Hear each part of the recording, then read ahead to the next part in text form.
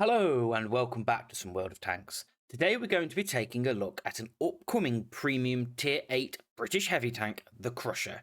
This tank has definitely got some interesting statistics, so let's have a look at them today. So, for the statistics that got released today, please do bear in mind these are all subject to change. This tank is only just entering into the super test phase, so all statistics that you see today could be subject to change. However, this tank is pretty interesting at the minute. Its firepower is kind of, generic. Its mobility is lacking, but its armor is definitely up there. So it's kind of a combination of a few decent statistics with one limiting statistic, which is seeming to be the way that Wargaming are going with their balancing of tanks at the minute. But for the generics, this tank is going to have 330 alpha, which is pretty nice. It's not many tanks that have 330. None spring to mind off the top of my head. A lot of tanks seem to have 320 or 340. So 330 is going to be pretty unique. It's going to have decent penetration values, 230mm standard, 260 on its gold. That's pretty nice. The standard pen will be plenty to, fight against other tier 8 heavies. And that gold will definitely allow you to compete against some tier 9 heavies, not all. 260 is not incredible, but it's passable. It has a decent reload time, which gives it 2.5k DPM. Once again, that's pretty generic for kind of tier 8 British heavies. That's very similar to, for example, the Carnarvon, which is in the tier 8 tech tree. It's got, the general British gun depression of 10 degrees. Its dispersion is lacking. 0.37 is going to be pretty unreliable. You are definitely going to be able to improve that for its equipment, and you'll probably be able to improve it to 0.34, which is passable, but the gun is not going to be laser-like. It's going to be pretty derpy, maybe a bit unforgiving, but, it's a British heavy tank. And as you can see by the speed, this thing is not designed to be played at range. It's designed to be played as up close as possible. So maybe 0.37 will be passable. This thing's speed is the limiting factor at the minute. 24 forwards is really slow. If you run a Bond turbo on this thing, you're going to be able to improve that to 28. That's less than 30. Yeah. This thing is going to be like a brick. It's, going to be on par with, Japanese heavy tanks, the super heavy tanks. It's not quick. You're not going to be getting anywhere quick, forwards or backwards. 24 forwards, 12 in reverse. It's very sluggish. It has a pretty poor traverse speed, so you're not going to be either, out-traversing anything. So this tank is going to be like a moving building. And the armor also suggests that way as well. It's got 1,500 hit points. That's pretty standard. It's 100 less than the Carnarvon off the top of my head. But it's similar to the Charlemagne, which is the other tier 8 British premium tank, which was available through the ranked Bond shop. This thing's armor is looking very strong at the minute. 230mm turret frontal.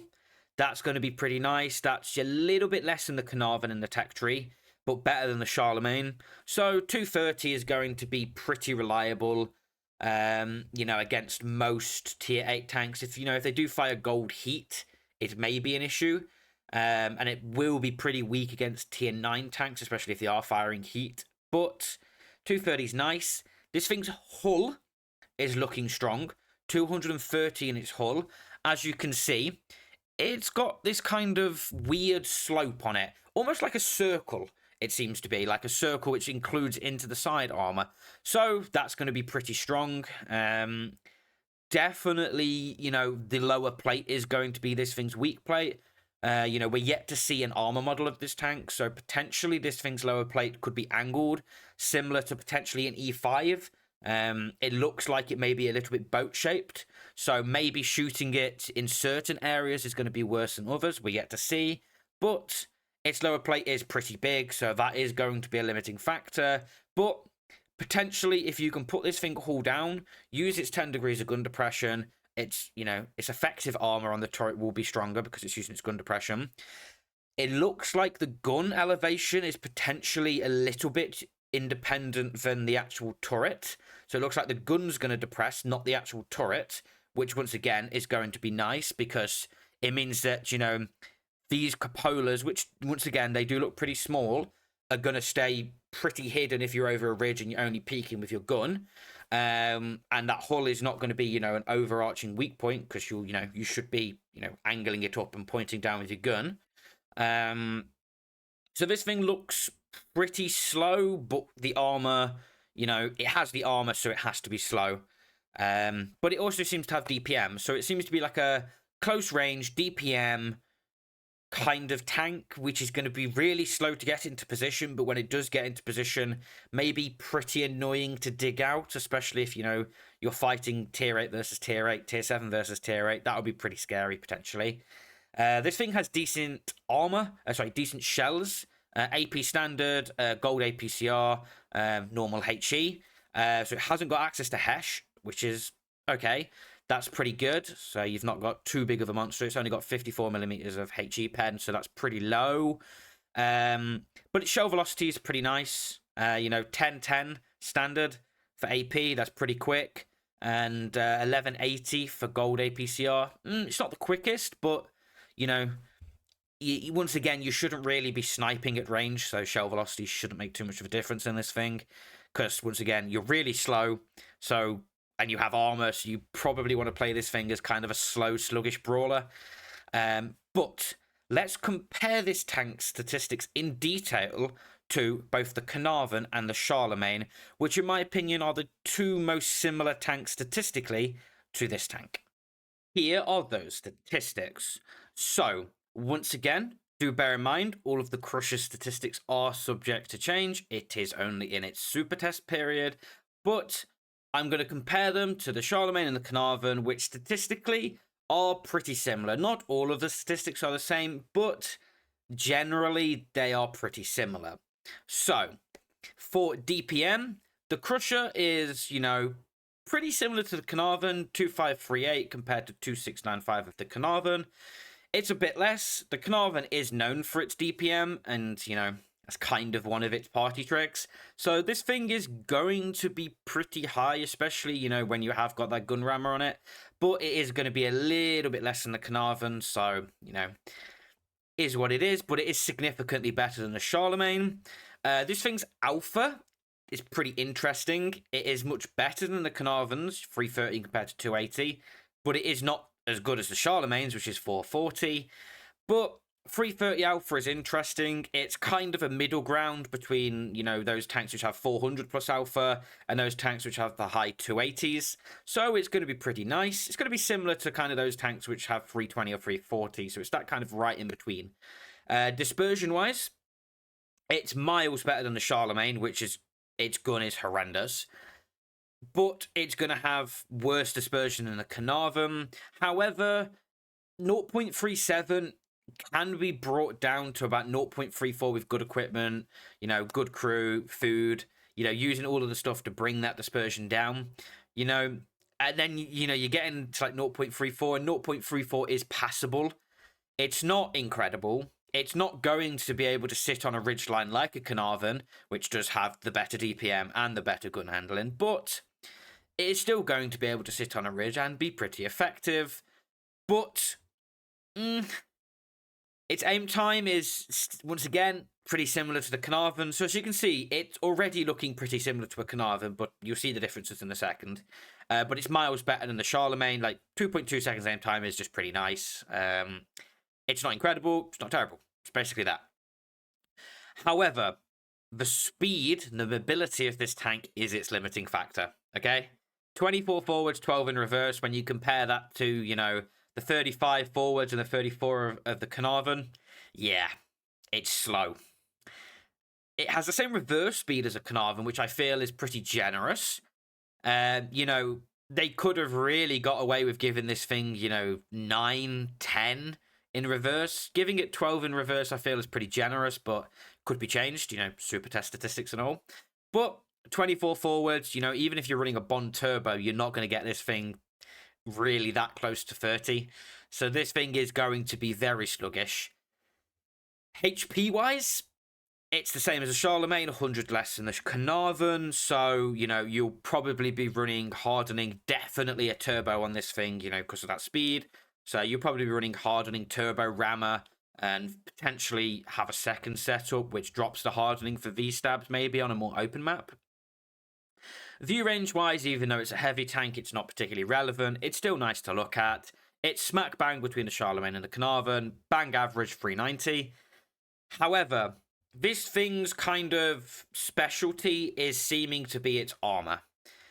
When you compare its turret armor to the Carnarvon, yes, it seems worse.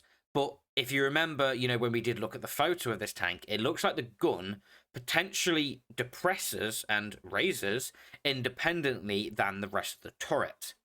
So, the turret armor may be 230 frontally, but effective when it's using its 10 degrees of gun depression could be potentially pushing 300. Unfortunately, we don't have the armor model for this tank yet. That hopefully will get released, in the coming weeks, coming months. But the Carnarvon's turret armor is pretty nice against tier 8, but, it does start to become pretty weak when it plays tier 9s and especially tier 10s, especially anything with heat. And it could be a similar story with this tank, even when it's, using its gun depression. Its turret will be probably pretty weak to heat. 300mm heat pen will probably butter this thing, but we're yet to see. And once again, the turret does look pretty big, so it doesn't look like a small target. Its hull, this thing has good hull armor, 230mm of hull, and as you remember when we looked at the photo, it looks like its upper hull is kind of circular, kind of goes into the sides, and then its lower plate looks similar-ish to kind of a T110E5 at tier 10. But that 230, once again, could be more when it's using its gun depression, because if that gun depresses, differently than the hull and the turret, you are going to be angling your hull in a beneficial way that it's not going to become a weak point as you're using your gun depression.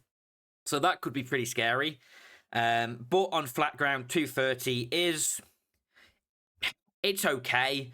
It is going to be penned by tier 8 heavies relatively reliably. But it's, if you imagine you're playing the Carnarvon, this fat thing's upper hull is pretty nice.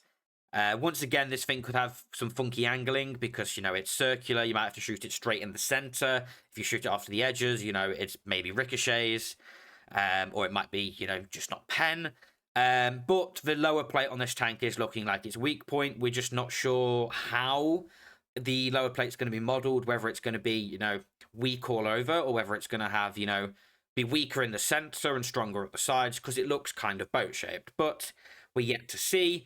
But this thing's armor is definitely going to be its strength. It's looking like you're going to want to play this thing hull down, try and get it into position. It's going to be slow into position, but you try and get it into position. And then you sit there, use your gun depression, your decent armor, your nice DPM, your decent gun handling at close range to kind of farm your opponents down. It's not looking like it's going to be great in fast games just because it's too slow. But it's looking kind of like an armored brawler. Kind of similar to potentially the Defender, potentially similar kind of play. Obviously, the Defender is quicker, but it's not going to be great, potentially, at speed, at doing anything that it needs to do quickly. But if it's a slow game, it's allowed to get into position.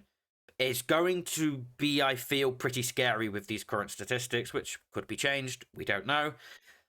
But my overall opinion on this tank is it's very much designed for the current meta to have 2 strengths, DPM and armor, and then its big limiting factor of its speed. That seems to be the way Wargaming are balancing tanks at the minute. But it looks kind of meh, but strong in certain scenarios. It looks like it's going to be a pretty situational tank, which is not the greatest, because I feel like if its only real good thing is being able to sit hull down and, be able to brawl in good matchmaking, it's not going to be particularly great. It will have situations where it is just sat on a ridge with 10 degrees of gun depression on Westfield and nobody can pen it and it will farm. But those games are few and far between. So this tank is looking kind of meh, but it's going to be interesting to see how it gets released. It could be a collaboration tank, so we could see it for potentially some kind of tie-in with a battle pass. In June this year, it is the 75th anniversary of the D-Day landings, and this thing looks kind of like maybe like it could be designed for that. It doesn't look incredible, it kind of has the feel. So maybe we get it in some kind of way like that, or maybe it's just another loot box tank. So we don't know. But if you did enjoy today's video, don't forget to like, comment, and subscribe. Let me know what you think about this tank down in the comments, and don't forget to check out these 2 videos here, and I will see you in the next one. Bye!